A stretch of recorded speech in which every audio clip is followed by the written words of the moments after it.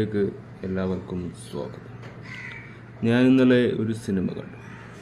തരുൺമൂർത്തിയുടെ cinema തുടരും എന്ന് പറയുന്ന മോഹൻലാലിൻ്റെ ഏറ്റവും ലേറ്റസ്റ്റായി ഇറങ്ങിയ മൂവിയാണ് തുടരും എന്ന് പറയുന്ന ഒരു ത്രില്ലർ സ്വഭാവമുള്ള തരുൺമൂർത്തി സംവിധാനം ചെയ്ത 2025 പുറത്തിറങ്ങിയ ഒരു മലയാള ചിത്രം തുടരും. മോഹൻലാൽ, ശോഭന എന്നിവർക്കൊപ്പം ഫർഹാൻ ഫസിൽ, മണിയമ്പിള്ള രാജു, ബിനു പാപ്പു, നന്ദു ഇർഷാദ്, അർഷാദ് ചാന്ദിനി, ബൈജു തോമസ്, മാത്യു കൃഷ്ണപ്രഭ, പ്രകാശ് വർമ്മ, അരവിന്ദ് എന്നിവർ പ്രധാന കഥാപാത്രങ്ങൾ അവതരിപ്പിക്കുന്ന KR സുനിലിനൊപ്പം സംവിധായകൻ തരുൺമൂർത്തിയും ചേർന്നാണ് തിരക്കഥ രചിച്ചത്. രണ്ടുപേരും കൂടിയാണ് ഈ തിരക്കഥ ഉണ്ടാക്കിയത്. രജപുത്ര വിഷ്വൽസ് മീഡിയയും M രഞ്ജിത്താണ് ചിത്രം നിർമ്മിച്ചത്. ബോക്സ് ഓഫീസ് വിജയം ആണ് സംഗീതം ഒരുക്കിയത്. 2024 ഏപ്രിൽ മുതൽ നവംബർ വരെ 99 ദിവസം നീണ്ടുനിന്ന ചിത്രീകരണം നടന്നിരുന്നൊരു മൂവിയാണ്. 2025 ഏപ്രിൽ 25 റിലീസ് ചെയ്യുകയും ചെയ്തു. അപ്പോൾ ഈ ഒരു സിനിമ എന്ന് പറയുന്നത് മലയാളികൾക്ക്, അതായത് നമ്മളെപ്പോലുള്ളവർക്ക്, കാണാനും കേൾക്കാനും ആഗ്രഹമുള്ളവർക്ക് ഇഷ്ടംപോലെ കാണാൻ വളരെ ക്യൂരിയോസിറ്റിയുള്ള പഴയൊരു മോഹൻലാൽ വൈബ് നമുക്ക് ഈ ഒരു സിനിമയിൽ കിട്ടിയെന്നതാണ്. ഈ കിട്ടിയിൽ ഷൺമുഖം എന്ന ഒരു ക്യാരക്ടറാണ് മോഹൻലാൽ അഭിനയിച്ചിരിക്കുന്നത്. അതും ബെൻസ് എന്ന ഇരട്ടപ്പേരുള്ള ഷൺമുഖത്തിന് ഭാര്യ ലളിതയായി ശോഭനയാണ് വരുന്നത്. പ്രകാശ് വർമ്മ CI ആയി വരുന്നു. DVSP ജോർജ് മാത്തൻ, അതാണ് വില്ലനായി വരുന്നത്. SI ബെന്നി C കുര്യനായി ബിനു പാപ്പു എന്ന പേരിൽ അറിയപ്പെടുന്നു. ഷൺമുഖത്തിൻ്റെ മകൻ പവി ഷൺമുഖമായി തോമസ് മാത്യു വരുന്നു. ബാല്യകാല പവിയായി മാസ്റ്റർ രുദ്രാക്ഷ്, ഷൺമുഖത്തിൻ്റെ മകളായി അമൃത വർഷിണി, CPO സുധീഷിയായി ഫർഹാൻ ഫസിൽ, ഷൺമുഖത്തിൻ്റെ സുഹൃത്തായി കുട്ടിച്ചനായി മണിയമ്പിള്ള രാജു, ഷൺമുഖത്തിൻ്റെ സുഹൃത്തായ ഷാജിയായി ഇർഷാദ്, ജോർജിൻ്റെ മകളായ മേരിയായി അർഷ ചാന്ദിനി ബൈജു, ലളിതയുടെ ഇളയ സഹോദരിയായി സീമിയായി കൃഷ്ണപ്രഭ, അരവിന്ദ് പവിയുടെ സുഹൃത്തായി സംഗീത് പ്രതാപ് കിരണായി, മണികണ്ഠൻ മണിയായി അബിൻ ബിനു, മണിയൻ്റെ അച്ഛനായി ശോഭി തിലകം വന്നിരിക്കും. മണിയൻ്റെ അമ്മായിയായി റാണി ജഡ്ജിയായി സുരേഷ് കുമാർ, ക്യാമ്പിൽ നിന്നുള്ള പോലീസ് ഓഫീസറും ശ്രീജിത്ത് രവി, വിവാഹ അതിഥിയായി അർജുൻ അശോകൻ ഉണ്ടായിരുന്നു. അതിൽ ഒരു ക്യാമിയോ റോളുണ്ട്. അർജുൻ അശോകൻ അതിഥി വേഷം വന്നിട്ടുണ്ടായിരുന്നു. സുധീഷിൻ്റെ സഹോദരിയായി നിൽച്ച K ബേബി, അൻപു ആയി വിജയ് സേതുപതി ഒരു കഥയിൽ ഒരു ഫോട്ടോ ബേസ്ഡായി ഒരു ആദ്യത്തെ അച്ഛനായി സേതുപതി ക്യാരക്ടറും ഇതിൽ ആഡ് ചെയ്തിട്ടുണ്ട്. ജോർജിൻ്റെ ഭാര്യയും മേരിയുടെ അമ്മയും കൽപ്പനയും ഇതിലൊരു ക്യാരക്ടർ കൊടുത്തിട്ടുണ്ട്. ഫോട്ടോ സാന്നിധ്യമായിരുന്നു. അതും സേതുപതിക്കും ഫോട്ടോ സാന്നിധ്യം, കൽപ്പന എന്ന് പറയുന്ന പഴയ നടിക്കും ഫോട്ടോ സാന്നിധ്യമാണ് കൊടുത്തിട്ടുള്ളത്. സ്റ്റണ്ട് മാസ്റ്റർ പളനി സാറായി ഭാരതി രാജ, ഇളവരശുവായി SP മുഹമ്മദ് യൂസുഫായി സന്തോഷ് കിയേറ്റോ, ക്യാമ്പിലെ ഒരു പോലീസ് ഓഫീസറായി ജെയ്സ് ജോസ്, പിക്കപ്പ് ഡ്രൈവറായി നിഷാദ് യൂസുഫും അതിഥി വേഷത്തിലുണ്ടായിരുന്നു. മമ്മൂട്ടി സ്വയം അവതരിപ്പിക്കുന്ന ഫോട്ടോ സാന്നിധ്യമുണ്ട്. കമൽഹാസൻ സ്വയം ഫോട്ടോ സാന്നിധ്യം, അങ്ങനെ നിരവധി പേർ ഉണ്ട്.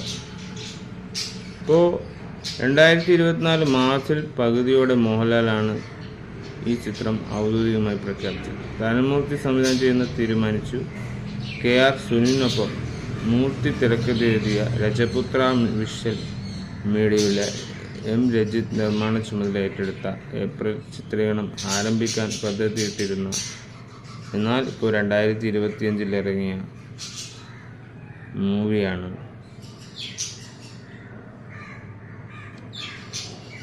ഷൺമുഖം എന്ന് പറയുന്ന മോഹൻലാലിൻ്റെ തുടരുമെന്ന സിനിമ. റിവ്യൂ നമുക്ക് പറയാൻ ഇഷ്ടംപോലെ കാര്യങ്ങൾ ഉള്ളതുകൊണ്ടും കഥ ഒരു പത്തനംതിട്ടയിലെ റാണിയിലെ ശാന്തമായ കുന്നിൻ പ്രദേശമാണ്. പെരുന്നാട് എന്ന് പറയുന്ന സ്ഥലത്തൊരു ടാക്സി ഡ്രൈവറാണ് ഷൺമുഖം ബെൻസ് എന്ന് പറയുന്ന മോഹൻലാൽ. ഭാര്യ ലളിത, ശോഭനയും 2 കുട്ടികളുമൊത്ത് താമസിക്കുന്നു. കറുത്ത വിൻറ്റേജ് അംബാസഡർക്ക് മാർക്ക് 1 കാറിനോട് അദ്ദേഹത്തിന് വളരെ ഇഷ്ടമാണ്. ഒരു കാർ ക്രൈസ് ഉള്ള വ്യക്തിയാണ് മോഹൻലാൽ ഇതിൽ ക്യാരക്ടറായി വരുന്നത്. മകൻ പവി തോമസ് മാത്യു ആണ്. യുമായി അദ്ദേഹം വളരെ സ്നേഹബന്ധം പുലർത്തും. ഒരു ദിവസം പവി തൻ്റെ സുഹൃത്തുക്കളെ വീട്ടിലേക്ക് കൊണ്ടുവരും. കാറുകളെ സ്നേഹിക്കുന്ന കിരൺ, അദ്ദേഹത്തിൻ്റെ പവിയുടെ സുഹൃത്ത് കിരൺ, സംഗീത് പ്രതാപ് ഷൺമുഖത്തിൻ്റെ അനുവാദമില്ലാതെ അദ്ദേഹത്തിൻ്റെ അംബാസഡർ പുറത്തെടുക്കുന്നു. ഒരു പാനീയം വാങ്ങാൻ പ്രാദേശിക ബിവറേജസ് സ്റ്റോറിൽ കാത്തിരിക്കുന്ന ഷൺമുഖം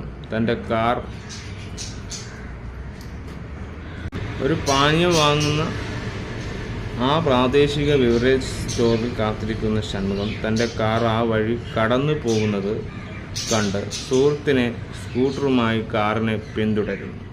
ഒടുവിൽ കാർ ഒരു മതിലിൽ ഇടിച്ച് ചില കേടുപാടുകൾ സംഭവിക്കുന്നു. ഈ സംഭവത്തിൽ ദേഷ്യപ്പെടുന്ന ഷൺമുഖം പവിയെ അടിക്കുകയും അച്ഛനെ നേരിടാൻ കഴിയാത്തതിനാൽ കോളേജ് ആശുപത്രിയിൽ മറയുകയും ചെയ്തു. അടുത്ത ദിവസം തൻ്റെ തൊഴിലുടമയുടെ മരണശേഷം ഷൺമുഖം മദ്രാസിലേക്ക് പോകും. ഇന്നത്തെ ചെന്നൈ എന്ന് പറയുന്ന മദ്രാസിലേക്ക് പോകും. തിരിച്ചെത്തിയപ്പോൾ കുട്ടിച്ചൻ്റെ മണിയൻപിള്ള രാജു വർക്ക്ഷോപ്പിലും ജോലി ചെയ്യുന്ന മെക്കാനിക്കായ മണിയൻ അബിൻ ബിനോ മയക്കുമരുന്ന് കടത്താൻ ഉപയോഗിച്ചിരുന്നതിനാൽ മയക്കുമരുന്ന് കുറ്റം ചുമത്തി പോലീസ് തൻ്റെ കാർ പിടിച്ചെടുത്തതായി അയാൾ മനസ്സിലാക്കുന്നു.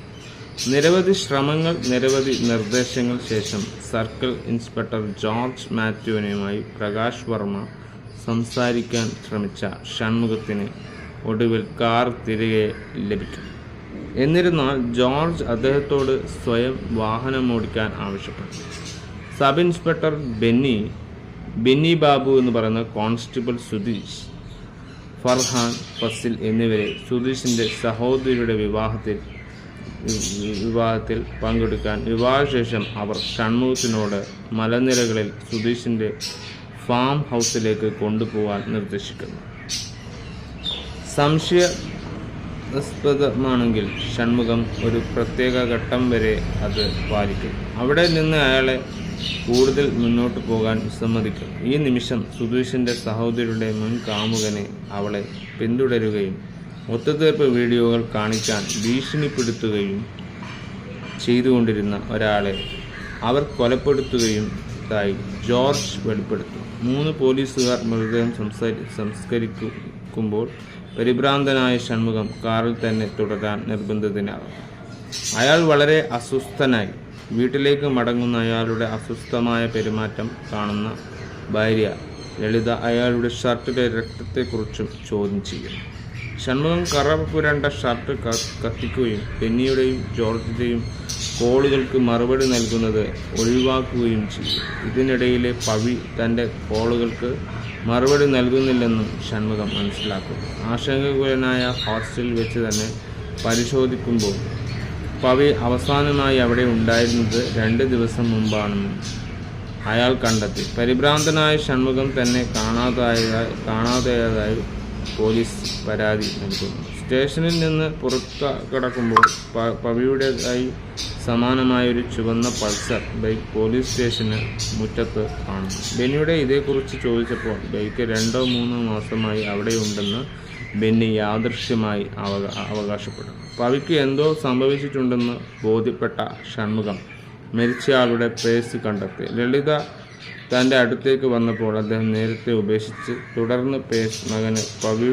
പവിയുടേതാണെന്ന് കാണിക്കുന്നു. ഹൃദയം തകർന്ന് നിരാശനായും അദ്ദേഹം പ്രതികാരം ചെയ്യുമെന്ന് പ്രതിജ്ഞയെടുക്കുന്നു.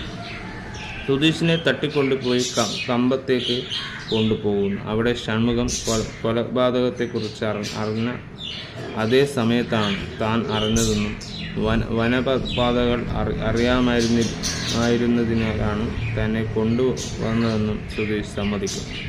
ഷൺമുഖം സുധീഷിൻ്റെ ഫോണിൽ നിന്നും ജോർജിനെ വിളിച്ച് സത്യം എന്താണെന്ന് അറിയാമെന്ന് മുന്നറിയിപ്പ് നൽകുന്നു. യാദൃശ്ചികമായി ഒരു മണ്ണിടിച്ചിൽ സംഭവിക്കും. ദുരന്തബാധിത പ്രദേശങ്ങളിൽ രക്ഷാപ്രവർത്തനങ്ങൾ നടത്തുന്നിടെ കുഴിച്ചിട്ട മൃതദേഹം കണ്ടെത്തുന്നു. മൃതദേഹം പവിയുടേതാണെന്നത് റിപ്പോർട്ട് സ്ഥിരീകരിക്കുന്നു. ഷൺമുഖത്തിൻ്റെ വീട്ടിലെത്തിയ ജോർജ് ലളിതയും മക്കളെയും കൂട്ടിച്ചനെയും ഷാജിയെയും മൃതദേഹം വിവരം അറിയിക്കുന്നു. ഷൺമുഖം പവിയെ കൊന്നു എന്ന വ്യാജവാദം അദ്ദേഹം ഉന്നയിക്കുന്നു. ബെന്നി ലളിതയും മകളെയും വ്യാജമായി അറസ്റ്റ് ചെയ്യുന്നു. ഷൺമുഖം പവിയെ കൊന്നത് മുൻ വിവാഹത്തിലെ മകനാണെന്നും രണ്ടാനച്ഛൻ്റെ പീഡിപ്പിച്ചു എന്നുമുള്ള കഥ കെട്ടിച്ചമക്കാൻ ബെന്നി അവരെ പീഡിപ്പിക്കുന്നു. കമ്പത്തിൽ ജോർജ് ഷൺമുഖത്തോട് അതേ കള്ളം പറയുന്നു. അയാൾ ഗോപകുലനായി ലോഡ്ജിൽ ജോർജിനെ ആക്രമിക്കുന്നു. പോലീസ് പുറത്ത് കാത്തിരിക്കുകയാണെന്ന് ജോർജ് വെളിപ്പെടുത്തുന്നു. ഷൺമുഖം ഓടിപ്പോകാൻ ശ്രമിക്കുന്നു. പക്ഷേ പിടിക്കപ്പെടുകയും അറസ്റ്റ് ചെയ്യപ്പെടുകയും ചെയ്യുന്നു. അദ്ദേഹത്തെ റാന്നിയിലേക്ക് തിരികെ കൊണ്ടുപോകുന്നു. അവിടെ ലളിതയെയും മക്കളെയും വിട്ടയക്കുന്നു. പക്ഷേ ഒരു ബേസ്മെന്റ് പോലുള്ള മുറിയിൽ ഒതുക്കി നിർത്തുന്നു. സ്വന്തം മകൻ്റെ കൊലപാതകത്തിന് ഷൺമുഖത്തെ കള്ളക്കഥയാക്കി ജോർജും ബെന്നിയും മാധ്യമങ്ങൾക്ക് മുന്നിൽ കള്ളക്കഥ പ്രചരിക്കും. ഷൺമുഖത്തെ വിചാരണയ്ക്ക് കൊണ്ടുവരുന്ന പക്ഷേ അതിനു മുമ്പ് ജോർജിൻ്റെ വിരമിക്കാൻ ആഘോഷവേളയിൽ ചില പോലീസ് ക്യാമ്പ് ട്രെയിനുകളിലൂടെ അദ്ദേഹത്തെ കൊല്ലാൻ അദ്ദേഹം കൽപ്പിക്കും. എന്നിരുന്നാലും ഷൺമുഖം അവരെ കീഴടക്കി ബെന്നിയെ കൊല്ലുന്നു. ബെന്നിയുടെ ഫോൺ ഉപയോഗിച്ച് ജോർജിനെ വിളിക്കുന്നു. പ്രതികാരമായി ജോർജിൻ്റെ മകൾ മേരിയെ അർഷ ചാന്ദിനി ബൈജു കൊല്ലുമെന്ന് അയാളെ ഭീഷണിപ്പെടുത്തും. പരിഭ്രാന്തനായി ജോർജ് വീട്ടിലേക്ക് ഓടി ഷൺമുഖം കാത്തിരിക്കുന്നത് കണ്ടു. മഴയത്തൊരു വലിയ പോരാട്ടം പൊട്ടിപ്പുറപ്പെടുന്നു. മേരി എവിടെയാണെന്നും അറിയാൻ ജോർജ് നിലവിളിക്കുന്നു. പവി ഉള്ളിടത്തേക്ക് മേരിയെ അയച്ചത് താനാണെന്നും ഷൺമുഖം വെളിപ്പെടുത്തും. പക്ഷേ വാസ്തവത്തിൽ മേരി എല്ലാം കാണുന്നുണ്ടായിരുന്നു. തുടർന്ന് ജോർജിനെ ക്രൂരമായി മർദ്ദിക്കുകയും ശ്വാസം മുട്ടിച്ച് കൊല്ലുകയും ചെയ്യും. ഒരു ഫ്ലാഷ് ബാക്കിൽ മേരി പവിയും തമ്മിൽ ഒരു ബന്ധത്തിലായിരുന്നുവെന്നും വെളിപ്പെടുന്നു. പക്ഷേ അത് ജോർജിന് ഇഷ്ടമല്ലായിരുന്നു. ഭാര്യ ഇതിനകം കൊലപ്പെടുത്തിയ ജോർജ് അവരുടെ ബന്ധത്തെക്കുറിച്ച് അറിയുകയും പവിയെ പോലീസ് സ്റ്റേഷനിലേക്ക് വിളിപ്പിക്കുകയും ചെയ്തു. അവിടെ വെച്ച് അയാൾ പവിയെ ക്രൂരമായി മർദ്ദിക്കുകയും കോപാകുലനുമായി ഹെൽമെറ്റ് കൊണ്ട് അടിക്കുകയും ചെയ്തു. അതോടെ അയാൾ ബോധരഹിതനായി. പവി ഇപ്പോഴും ജീവിച്ചിരിപ്പുണ്ട് എന്ന് ബെന്നി ചൂണ്ടിക്കാണിച്ചതുപോലെ ജോർജ് അയാളെ ശ്വാസം മുട്ടിച്ചു കൊന്നു. തുടർന്ന് അവർ പവിയുടെ മൃതദേഹം ഷൺമുഖത്തിൻ്റെ കാറിന് ഡിക്കിയിൽ സൂക്ഷിച്ചു. ജോർജ് ബെന്നിയും മരിച്ചതോടെ ഷൺമുഖം തൻ്റെ മകൻ്റെ നഷ്ടത്തിന് ഇപ്പോഴും അസ്വസ്ഥനാണ്. പക്ഷേ തൻ്റെ മരണത്തിന് പ്രതികാരം ചെയ്തതിൽ ആശ്വാസം കണ്ടെത്തുന്നു. പവിയുടെ ശവസംസ്കാരം നടക്കും. അവിടെ ലളിത ദുഃഖത്തിൽ തകർന്നു വീഴുന്ന പവിയുടെ പങ്കാളിയായ മേരി കുടുംബത്തോടൊപ്പം ചേരുന്നു. വിചാരണയ്ക്കായി ഷൺമുഖത്തെ കോടതിയിലേക്ക് കൊണ്ടുപോകുന്നു. മുഖം മറക്കാൻ അദ്ദേഹം വിസമ്മതിക്കും. പവിയുടെ കൊലപാതകത്തെക്കുറിച്ച് മാധ്യമങ്ങൾ ചോദിച്ചപ്പോൾ പവിയുടെ കൊലയാളികളെ താൻ കൊന്നുവെന്നും ഷൺമുഖം സമ്മതിക്കുന്നു. തുടർന്ന് കോടതിക്ക് പുറത്തിരിക്കുന്ന ലളിതയെയും മക്കളെയും അയാൾ കാണുകയും നീതിയെ നേരിടാൻ നടക്കുകയും ചെയ്യും. ഇതോടെ സിനിമ അവസാനിച്ചു. ഇതാണ് സിനിമയുടെ കോണ്ടന്റ് എന്ന് പറയുന്നത്. ഇതാണ് സിനിമയുടെ യഥാർത്ഥ പ്ലോട്ട് എന്ന് പറയുന്നത്. ഒരു കുടുംബ ഫാമിലിക്ക് ഉള്ള ഒരു കഥയാണ്. അവിടെ നടക്കുന്ന ഇൻസിഡൻസ് ആണ് കഥയുടെ പ്ലോട്ട് എന്ന് പറയുന്നത്. ഒരു കാറിൽ നിന്ന് സംഭവിക്കുന്ന എല്ലാ കാര്യങ്ങളും അതിലുൾപ്പെടുത്തിക്കൊണ്ടുള്ള ഒരു കാർ ഭ്രാന്തനാണ് മോഹൻലാൽ എന്നതിൽ നമുക്ക് മനസ്സിലായി. അപ്പോൾ ഒരു കാറ് എത്ര ഇഷ്ടപ്പെടുന്നു അതുപോലെ തന്നെ അതിൻ്റെ ഫാമിലിയും ഇഷ്ടപ്പെടുന്നുണ്ടാവും എന്ന് നമുക്ക് മനസ്സിലാക്കാം. അപ്പം മോഹൻലാലിന് ഷൺമുഖത്തിൻ്റെ ഈ ഒരു കഥാപാത്രം നമ്മളെ എത്ര വലിയ ഇഷ്ടപ്പെടുത്തി കളഞ്ഞു എന്നതാണ്. വളരെ നല്ലൊരു 166 മിനിറ്റ് ഈ സിനിമ തിയേറ്ററിൽ നോക്കി. ഇപ്പോൾ ഈ സിനിമക്ക് വളരെ വലിയ നിരൂപകരിൽ നിന്നും നല്ല പ്രശംസ നേടിക്കൊണ്ടിരിക്കുന്ന ഒരു സിനിമയാണ് എന്നത്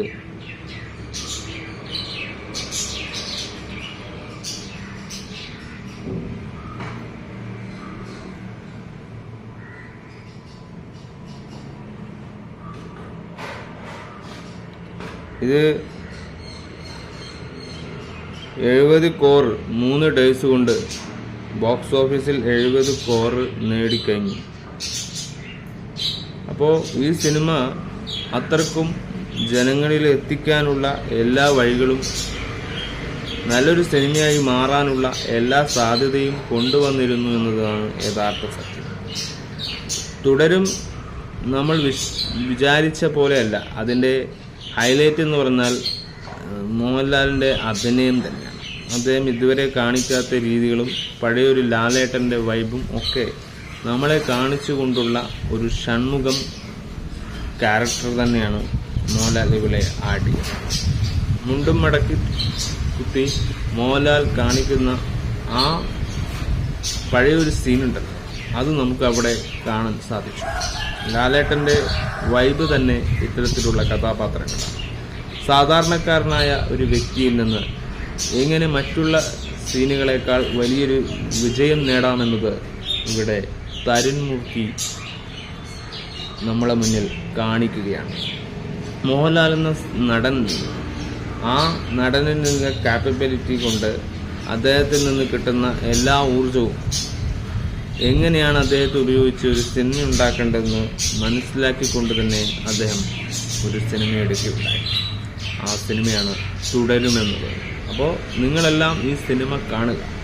നമ്മൾ പറഞ്ഞതുപോലെ പല കാര്യങ്ങൾ നമ്മളെ മനസ്സിൽ ഡൈവേർട്ട് ചെയ്യുന്ന പല കാര്യങ്ങൾ നമ്മളെ മനസ്സിൽ ഇതൊന്നും റിയാലിറ്റി അല്ല, ദിസ് ഈസ് സിനിമ.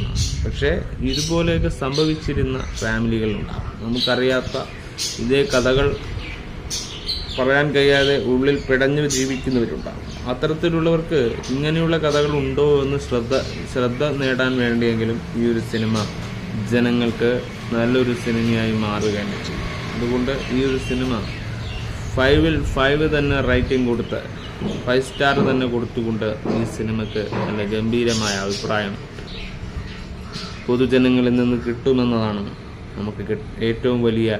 അത്രക്കും തിയേറ്റർ ഹൗസ്ഫുള്ളാണ്. അപ്പോൾ തിയേറ്റർ അത്രക്കും ഗംഭീരമായി ഓടിക്കൊണ്ടിരിക്കുന്നു.